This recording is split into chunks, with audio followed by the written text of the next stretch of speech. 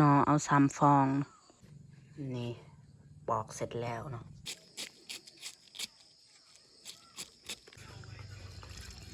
ใส่น้ำของมันเพื่อว่าเขาจะใส่แกงหน่อไม้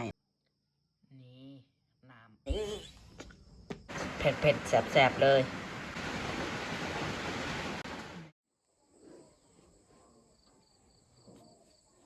กราบทักทายสบายดีละกาสวัสดีพ่อแม่พี่น้องเบิดหมู่สุขูสุขคนสำหรับนี้เขากันยังอยู่เฮือนเนาะทุกคนพ่อแม่กะไปนอนให้เนาะกับน้องสาวเหลือแต่เขาผู้เดียวเนาะวันนี้เขากะยังอยู่เฮือนบ่ได้ไปไสเขาจะมาหาอาหารตามหลังบ้านเนาะจักมีอีหยังเดี๋ยวเขาจะไปเบิ่งเนาะอาหารเขาจะเฮ็ดกินตอนแรงโอเคไปติดตามชมกันเลยในมื้อนี้เขาจะได้อีหยังกินแน่ในตอนแรงมื้อนี้นะจะได้อาหารอีหยังโอเคพ่อแม่พี่น้องไปติดตามชมกันเลยในตอนนี้กะเป็นเวลาตอนเที่ยงนะทุกคนเขาก็ยังอยู่เฮือน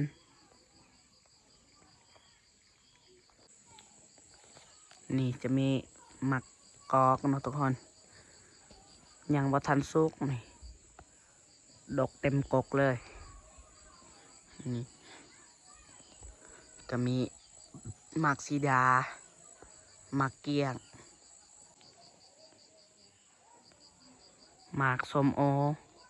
นี่นี่หมักจันเต็มกกเลยทุกคนเลย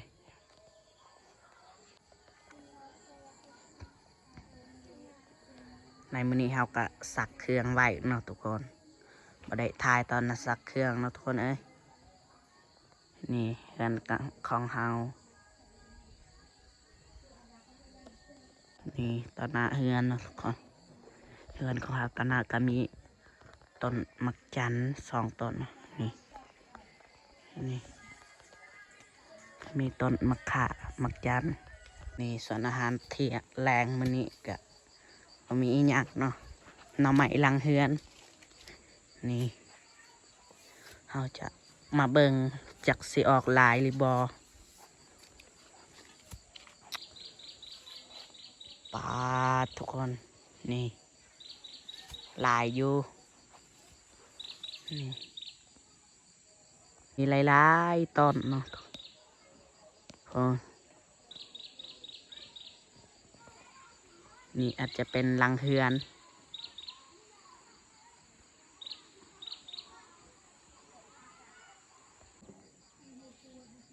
นี่อยู่นี่ก็มีสีพองเลยนี่ใหญ่ๆทุกคนเลยเอาไปแกงกินนี่แซ่บขนาดเดี๋ยวเราจะขุดเลย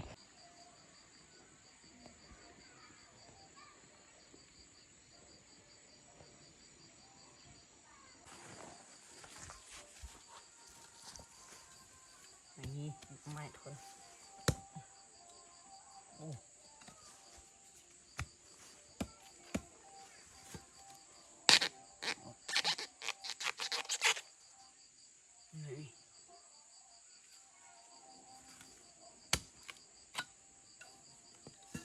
เปลี่ยนใส่มีดดีกว่า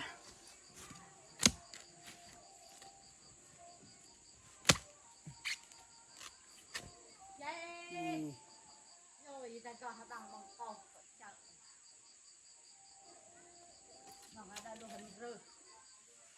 他在บ้านเลยจ้ามันมีตัวอีกทีเลยเราบอกมาโมยนัก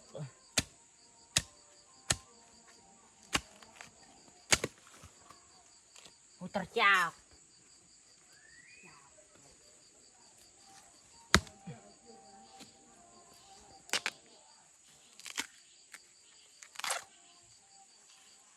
พอเนาะ2 ฟอง 3 ฟองของเรา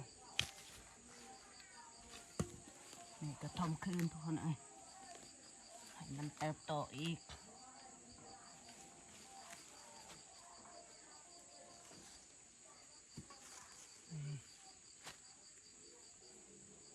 เค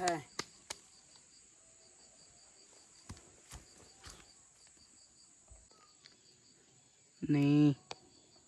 นอเอา3 ฟอง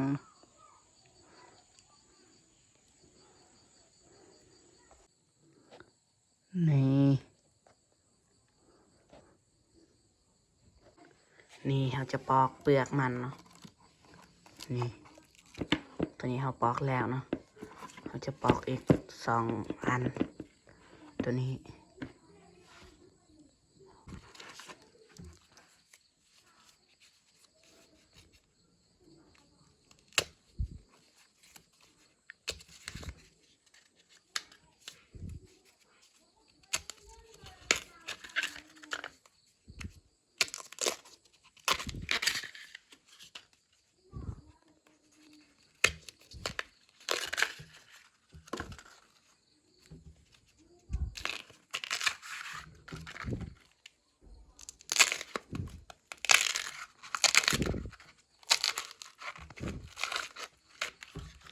นี่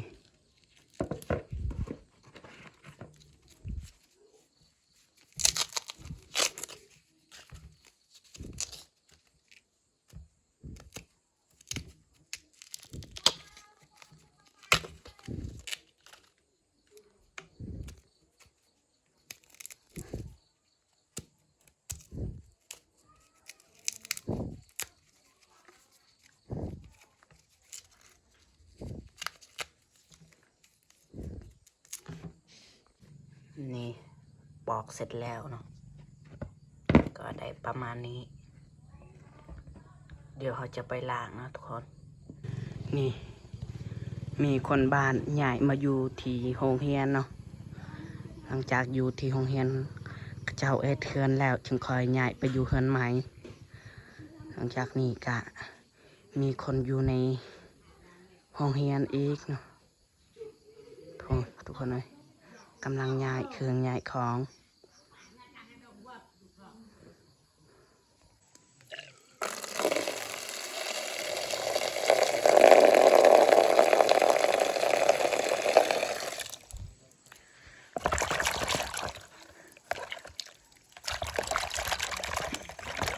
บางทีเขาล้างแล้วเนาะ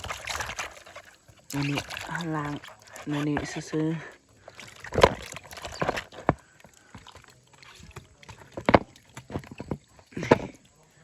เปิดอีกงานเนาะ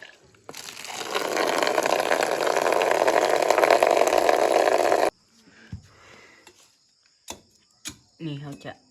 เอาไม้แป๊กทุกคนเลยตอนนี้ก็ได้เวลา4 โมง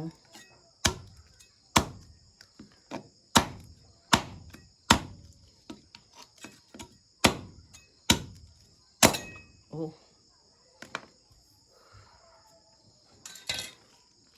สำนีน่าจะพอเนาะทุกคนเราจะดังไฟเลย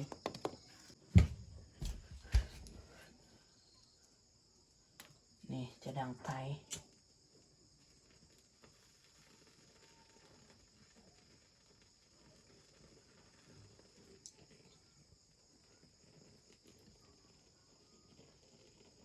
ถ้าให้มันไม่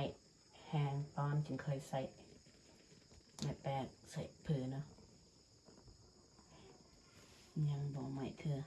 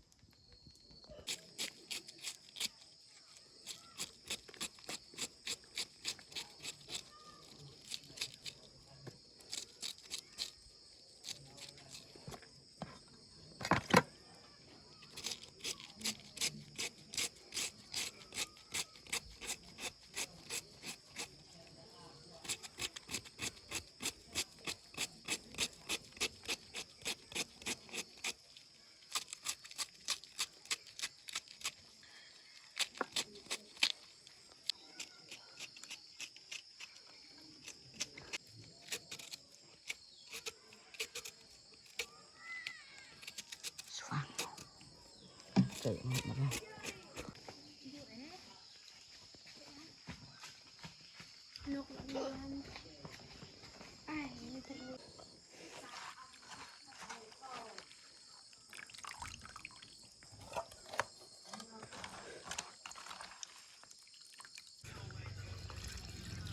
น้ำจะต้มเพื่อว่าบ่ให้มันขม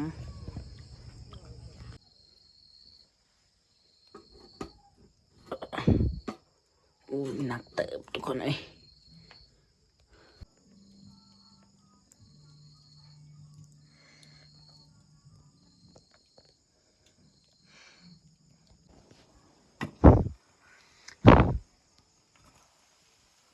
ปาดพดเรียบร้อยพี่น้องเอ้ย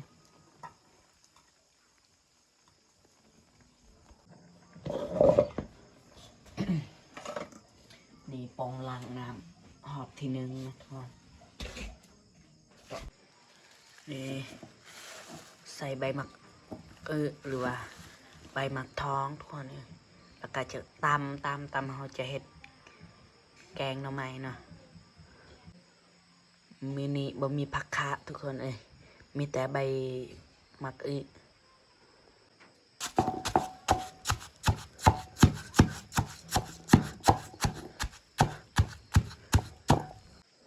ตอนนี้เขาตำกะมันมุนละเอียดเรียบร้อยไม่แต่เขาก็จะบีบเอาน้ำของมันเพื่อว่าเขาจะใส่แกงหน่อไม้เนาะหลังจากนี้กะสีเกียมตำอันนั้นเนาะเข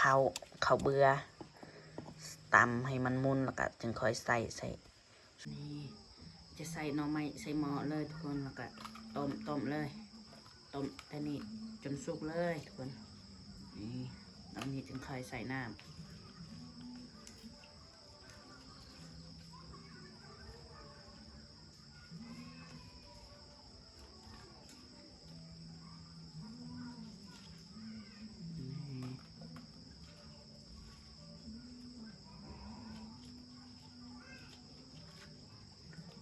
มันนี้อาจจะสุกนี้จะใส่น้ำนี่พอสำนี้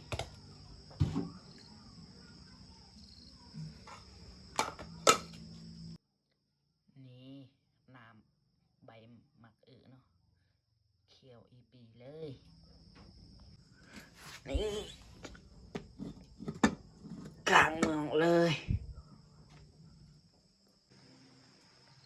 นี่ข้าวที่เขามาไว้เมื่อกี้นะเขาจะตำข้าวเบื่อนี่เขาจะตำนะ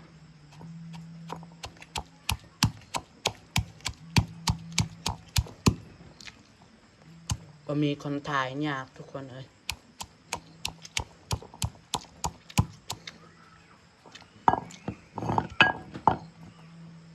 นี่เขาตำกะจนมุนอุ้ยปุยเลยเรียบร้อยระวังเขาเฮ็ดกินอยู่กับฝนตกทุกคนเลยมาแห้งอีดีนี่มักเผ็ดดิบกับมักเผ็ดแห้งลายอยู่เดี๋ยวเขาจะใส่แล้วก็จะตำเลยผักเทียมอันนึงเขาใส่อยู่นี่เนาะเพราะว่ามันเบิดแล้วผักเทียมนี่เอาแบบเผ็ดแสบๆเลยหลังจากนี้ก็จะตำเลยทุกคนเลยนี่ใส่ข้าวคั่วมาแมนใส่ข้าวเบื่อใส่สมีพอ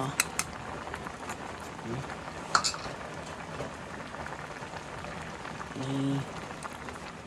เคี่ยวอีปีเลยเผ็ด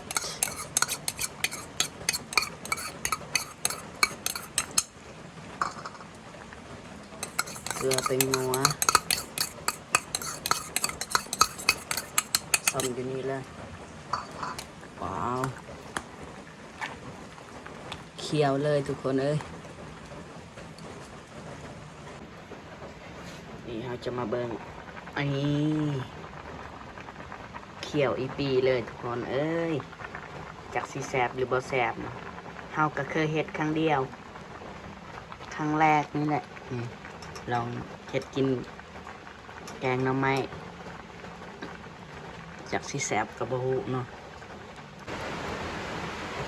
นี่ก็คือเฮาหุงข้าวพ่อแม่พี่น้องเอ้ยนี่ข้าวก็สุกเรียบร้อยนี่อาหารมื้อนี้เนาะข้าวฮ้อนๆอาหารฮ้อนๆทุกคนนี่ตักอาหารใส่ถ้วยนี้เนาะเพราะว่าอาหารน่ะบ่ค่อยฮ้อนปานใด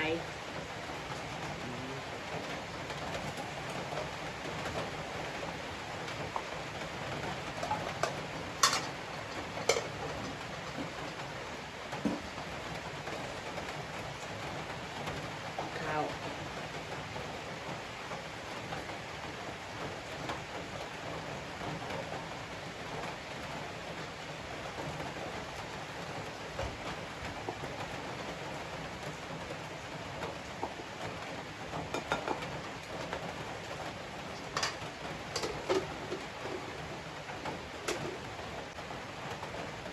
มาทุกคนมากินข้าวน้ำกันนี่ก็ได้กินข้าวผู้เดียวทุกคนนะน้องสาวพ่อแม่ไปนอนให้น้องเลือกแต่ข้าวผู้เดียวนี่ได้กินแกงหน่อไม้ข้าวจ้าคนนะมาทุกคนมากินแซ่บน้ำกัน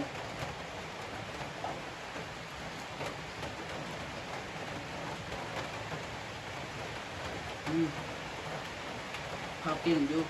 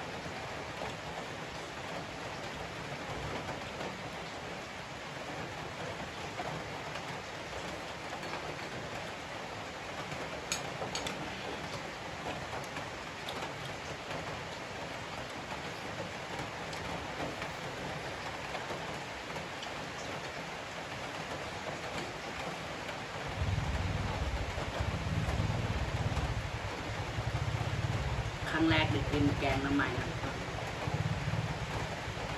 แซ่บอยู่